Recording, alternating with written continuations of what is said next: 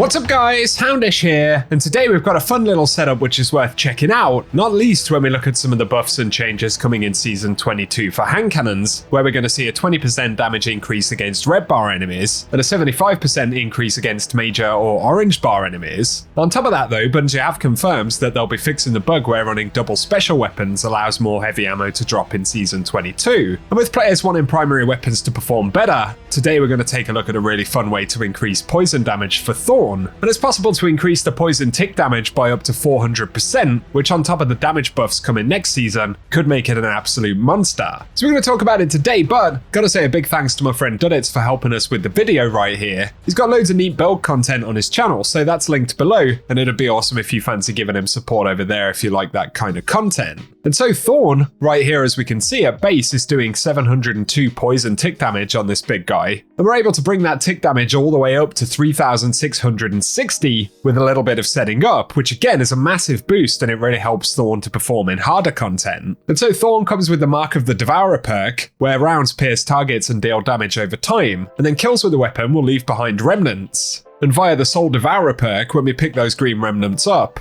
they increase the damage over time, as well as partially reloading the magazine. So if we take the 702 damage per tick from the base Thorn shot and add Whisper of Rending on a stasis subclass, it allows primary ammo weapons to do increased damage to stasis crystals and frozen targets. And that boosts poison damage by 42% on frozen targets. So we're on a Warlock right here, and we're running the Osmiomancy gloves for the double grenade charge to allow us to freeze targets more often. And we've also thrown on Bleak Watcher, which allows us to hold the grenade button to convert the grenade into a stasis turret, which simply allows us to freeze more targets more often and proc Whisper of Rending as much as possible. And so when we're freezing the target here, our tick damage is jumping from 702 to 1,000. But if we add kinetic weapon surges in as well, they allow kinetic weapons to do increased damage when armor charged. So if you run 3 of those, you'll get another 22% damage increase. And both the base damage and poison damage will benefit from that, so now frozen targets are receiving 1,220 damage per tick. But by also picking up Thorn's remnants, we can get the biggest single boost to tick damage via the exotic perk, which brings that poison tick all the way up to 3,660 damage, which is a massive damage boost altogether. And again, with Whisper of Rending, kinetic weapon surges, and Soul Devourer together,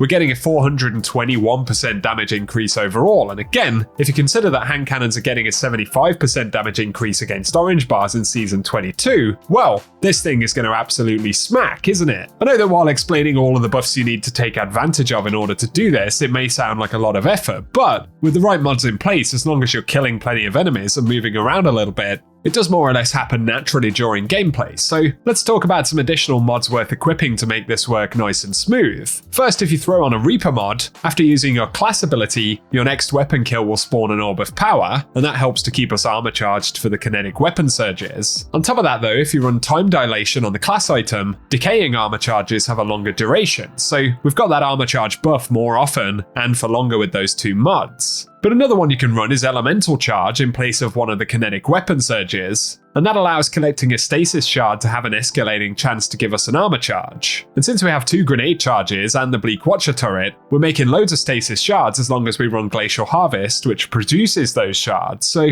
between that, Orbs of Power, and Time Dilation, we've got plenty of armor charges available to benefit from kinetic weapon surges, and ultimately, this is boosting base damage and the poison damage on targets for the vast majority of the time.